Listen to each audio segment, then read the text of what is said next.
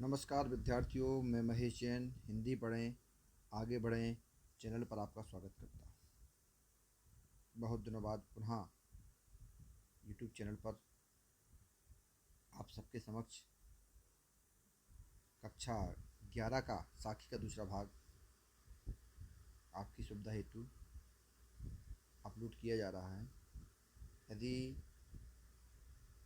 आपको वीडियो पसंद आए तो लाइक करें और संभव हो सके तो आप चैनल की सदस्यता भी ग्रहण करें। पहले भाग में बताया गया था, आज तो ही हो गई थी। छठवें में है तू करता तू भया मुझ में रही न हूँ, बारी फेली बल गई जित देखो तित तू। यहाँ संदर्भ में लिखना आपको प्रस्तुत दोहा हमारी पाठ्य पुस्तक हिंदी के साखी नामक शीर्षक से लिया गया है और इसके रचयिता संत कवि महात्मा कबीरदास जी। प्रसंग में प्रस्तुत पंक्तियों में कबीरदास ने परमात्मा में लीन होने के बारे में बताया। कभी कह रहे हैं तू करता तू है। तू करता माने तुम्हें जपते जपते, तुम्हारे लिए रटते रटते, तू करता, तुम्हें पुकारते पुकारते, तू भया, तू माने तुम्हारे समान स्वरूप वाला, भया माने हो गया। हे भगवान, मैं तू करते करते अब मैं तुम्हारे ही समान रूप वाला हो गया। यानी कहने का मतलब है भगवान को जपते जपते भगवान के जैसा हो गया। मुझ में रही न हूँ मन होता है अहंकार, घमंड। अब जब भगवान में लीन हो जाए तो हमारे अंदर का जो सारा अहंकार घमंड है वह क्या हो गया, नष्ट हो गया। बारी फेरी होता है आवागमन का चक्कर, आने जाने का चक्कर, जन्म मरण का चक्कर। बल गई माने नष्ट हो गई या जल गई। हमारे अंदर जो हमारे जीवन का जन्म मरण का चक्कर था वह हमारा क्या हो गया, अब समाप्त हो गया। जित देखूं तित तू, जित माने जधर देखूं माने देखता हूँ। हे भगवान, अब मैं जहाँ भी देखता हूँ तित मानो उधर, तू माने तू ही तू दिखाई देता है। कहने का मतलब ये है कि भगवान को जपते जपते भगवान के शरण में भगवान का रूप भक्त प्राप्त कर लेता है और उसे संसार के चारों ओर क्या दिखाई देता है, केवल परमात्मा ही दिखाई देता है। अब आपके लिए काव्य का सौंदर्य लिखना पड़ेगा तो छंद आपको पता ही है कि दोहा है, रस। अब यहाँ भगवान की भक्ति है तो भक्ति, और कबीरदास के शांत रस। अलंकार में रूपक, अतिशयोक्ति और पुनरुक्ति प्रकाश। भाषा कबीरदास की पंचमेल खिचड़ी। आगे कबीरा सूता क्या करे, काहे न देखी जाग, और जाके संग दे बिछुड़िया, ताही के संग लाग। संदर्भ आपको लिख लेना है। प्रसंग में प्रस्तुत साखी में कबीरदास ने साधक को या भक्त को सांसारिक मोह त्यागने की जानकारी या सचेतता दी। कबीरदास कहते हैं, कबीरदास जी, सूता क्या करे, सूता माने सोया हुआ। अब कौन सी नींद में सोए हैं, मोह निद्रा में सोए हैं। यानी कभी कहते हैं हे मनुष्य, तू मोह रूपी निद्रा में पड़ा हुआ क्या कर रहा है, सो रहा है, क्या कर रहा है, क्या करे माने क्या कर रहा है। काहे न देखी जाग, काहे माने क्यों, ना मन नहीं, देखी माने देख रहा है, जाग माने जाग। कहें तू जाग करके इस संसार की वास्तविकता को क्यों नहीं देख रहा है। यानी तुम ज्ञान को प्राप्त करके अपने दुखों का भगवान से निवेदन क्यों नहीं कर रहा। जाके संग ते बिछुड़िया, ताही के संग लाग। जाके माने जिसके, अर्थात परमात्मा से। हे जीवात्मा, तू अज्ञानता के कारण जिस भगवान से अलग हो गया, बिछुड़िया माने बिछुड़ गया, अलग हो गया है। ताही के संग लाग, ताही माने उसी के, संग माने साथ, लाग माने लग जाओ। यानी कि आज संसार की मोह माया को त्याग करके भगवान के भक्ति में लग जाओ, उसके स्वरूप को पहचान जाओ। यानी जीवात्मा का परमात्मा से मिलन करा दो। यहाँ कहने का मतलब ये है जीवात्मा परमात्मा का एक अंग है और शरीर धारण करके, मनुष्य का शरीर धारण करके वह अज्ञानता के कारण भगवान से अलग हो गया है। अब आपको लिखना है काव्य का सौंदर्य, तो यहाँ पर आपको लिखना है भाषा पंचमेल खिचड़ी यानी सदुक्कड़ी है। यहाँ पर छंद दोहा है। अलंकार में यमक अन्योक्ति, और गुण है प्रसाद, शब्द शक्ति लक्षणा। रस में शांत और भक्ति।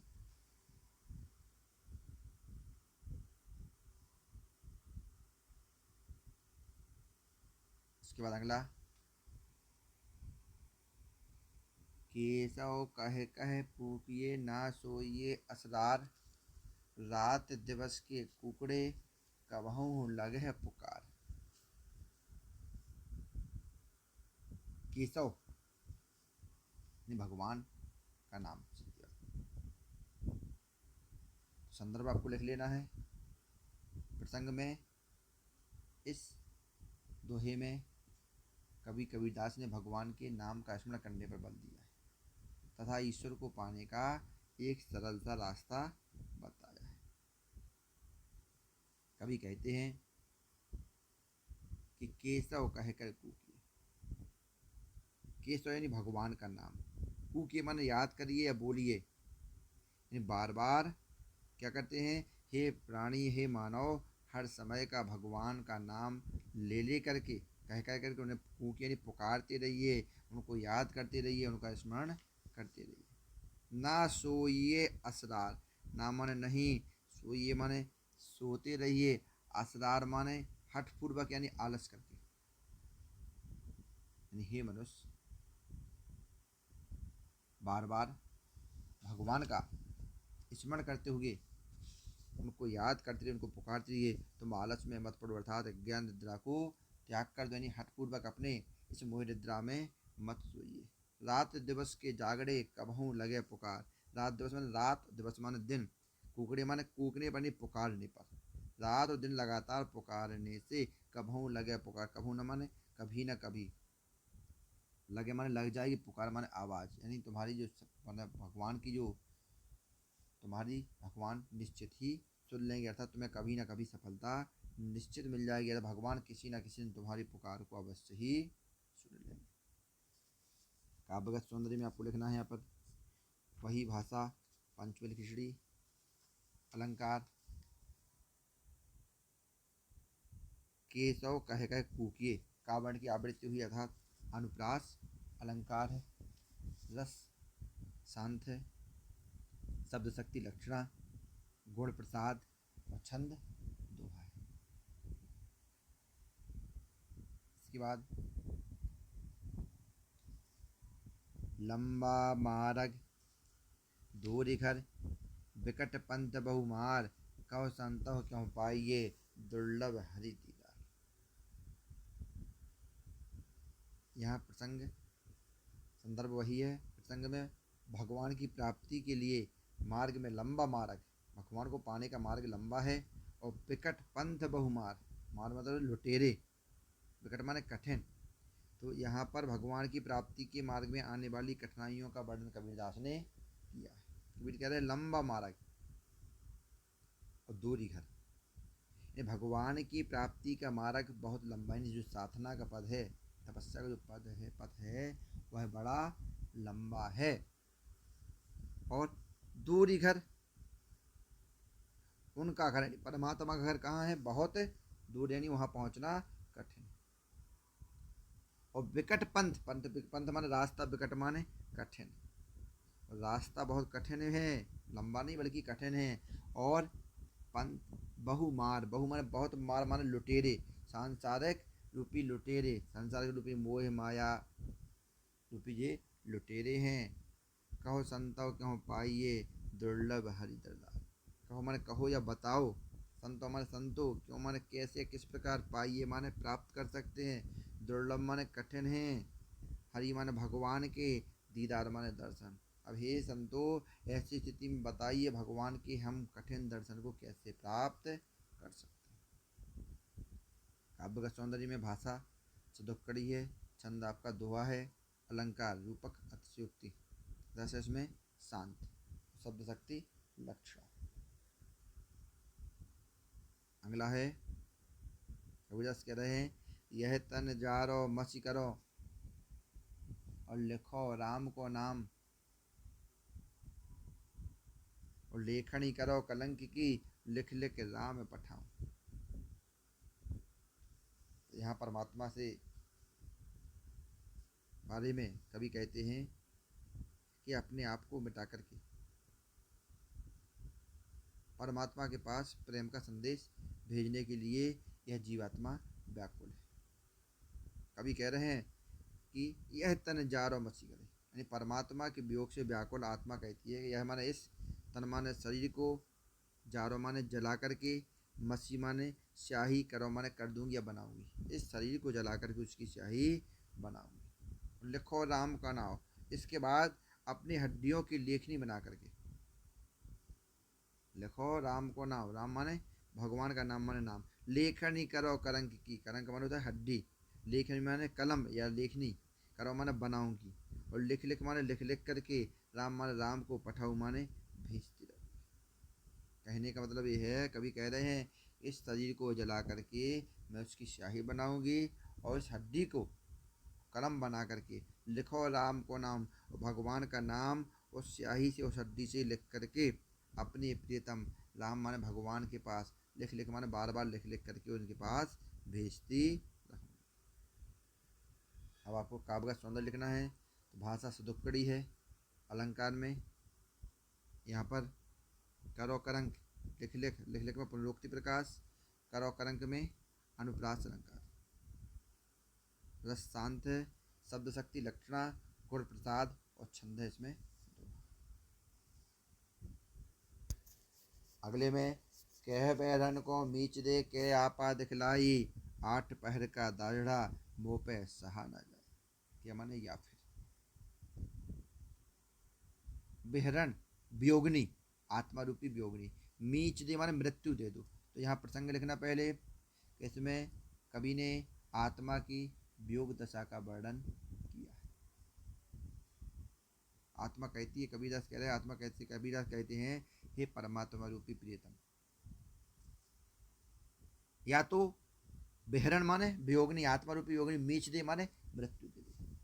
नहीं, आत्मा भगवान के वियोग में जो दुखी है या तो उसको मृत्यु दे दे, या फिर आपा दिखलाई, आपा माने अपना रूप, स्वयं का रूप, आत्म स्वरूप प्रदर्शित करो, या अपना स्वरूप प्रदर्शित करो, यानी इसे भी अपने जैसा बना लो।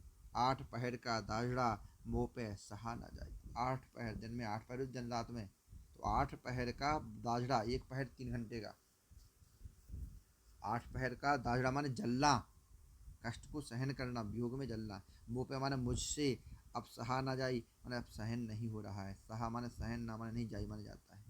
यानी कभी कह रहे हैं कि 8 पहर का यानी दिन रात का मुझसे वियोग में जलना अब मुझसे सहन नहीं किया जा रहा। अगला, कबीरा रेख सिंदूर की, काजल दिया न जाई, नैनो रमैया रम रहा, दूजा कहाँ समाई। कबीरदास यहाँ पर जीवात्मा को प्रियतमा माने प्रियात्मा और परमात्मा का प्रियतम मानते हुए कहते हैं। जीवात्मा और परमात्मा को अनन्य प्रेम को यहाँ पर प्रकट किया। कबीरदास कहते हैं कबीरा रेख सिंदूर की, कबीरदास कहते सौभाग्यवती नारियों की तरह है, मैं अपनी मांग में सिंदूर की रेखा लगा ली। रेख माने रेखा, सिंदूर माने सिंदूर की, सुहाग की। काजल दिया न जाए, क्योंकि मेरे प्रेम में लाल रंग काय का स्वभाव है, सुहाग की निशानी है। लाल रंग को स्वीकार कर लेने के बाद काजल, काजल का मतलब होता है सांसारिक विषय वासनाएं। अब सांसारिक विषय वासना दिया ना जाए यानी सहन नहीं किया जा सकता या अपना नहीं सकते, यानी अब मेरे लिए अब काजल को अपनाना, इस संसार की विषय वासना को अपनाना संभव नहीं।